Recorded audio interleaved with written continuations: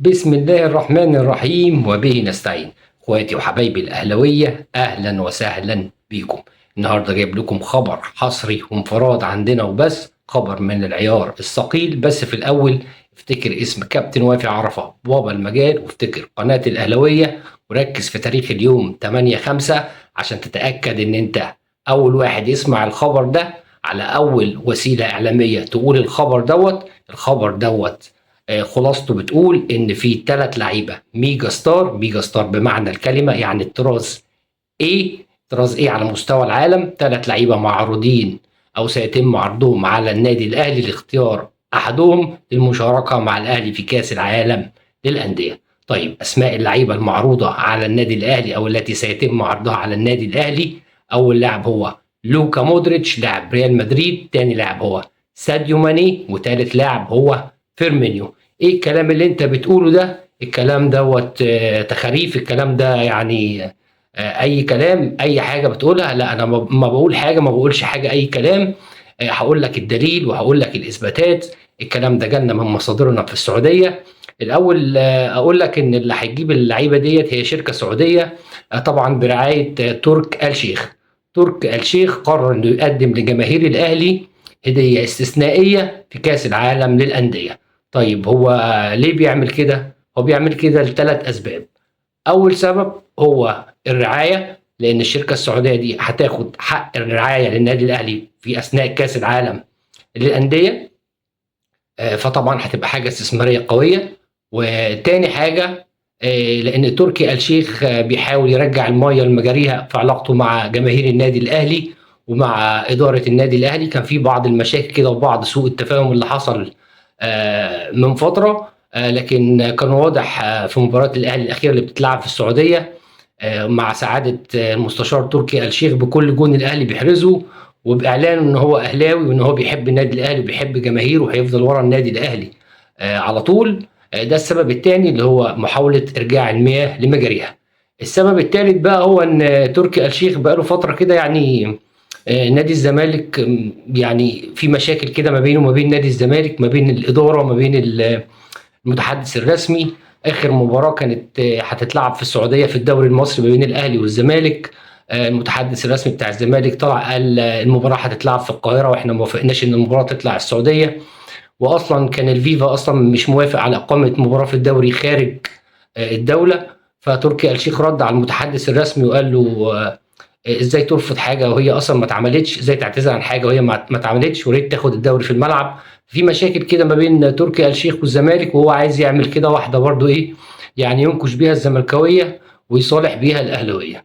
طيب، الخطه او الحكايه ايه او الروايه ايه؟ الناس دي بتاخد فلوس كتير قوي، العقود بتاعتهم عاليه قوي.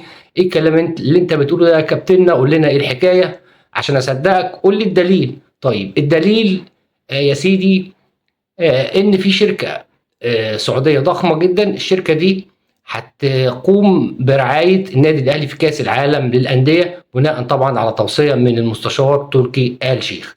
طيب، الشركه دي هتعمل ايه؟ الشركه دي هتقوم بشراء احد اللاعبين الميجا ستار دي. هي هتشتري العقد بتاعه، وليكن مثلا هتشتري عقد ساديو ماني. ساديو ماني مثلا بياخد 30 مليون دولار في الموسم، 40 مليون، 50 مليون، زي ما الاتفاق هيتم معاه. هيتم شراء العقد من الشركه السعوديه، وهتقوم هي باعاره اللاعب للنادي الاهلي طبعا عن طريق نادي سعودي. هتتم اعاره اللاعب للنادي الاهلي 6 شهور للمشاركه في كاس العالم للانديه. بعد كده هيرجع اللاعب تاني للدوري السعودي، وهيكمل بقيه العقد بتاعه مع الفريق السعودي اللي هيتم اعارته من خلاله. يعني الشركه السعوديه دي هتكسب حاجتين: هتكسب اول حاجه ان هي هتكسب حق رعايه النادي الاهلي في كاس العالم للانديه 6 شهور، وبعد كده هتاخد اللاعب توديه السعوديه وتكسب بيه حق رعايه نادي تاني سعودي لمده بقيه العقد. في بعض المفاوضات وفي بعض الكلام.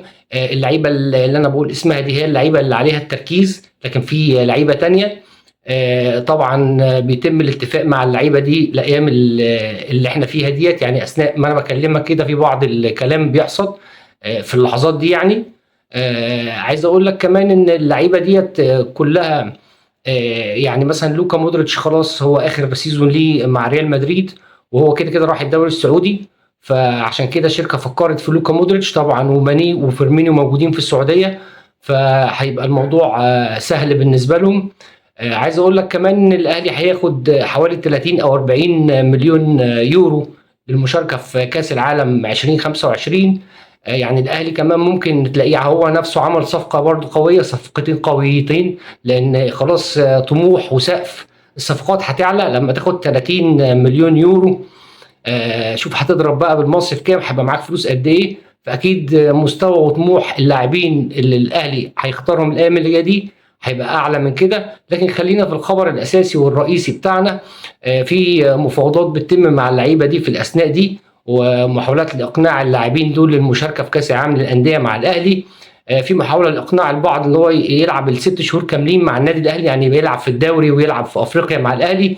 وفي برضه حل تاني ان هم ما يلعبوش غير مع الاهلي بس في كاس العالم للانديه، يعني ينضموا للاهلي قبل المشاركه مع كاس العالم للانديه في فتره الاعداد، وبعد كده يكملوا مع الاهلي كاس العالم للانديه، بعد كده يرجعوا تاني للدوري السعودي.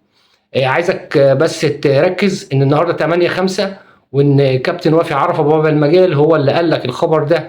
الخبر ده هتسمعه الايام اللي جايه، هتبدا تسمعه الايام اللي جايه. خبر هيعمل يعني بومنج جامد في الوسط الرياضي، بس انت سمعته عندنا اول ناس.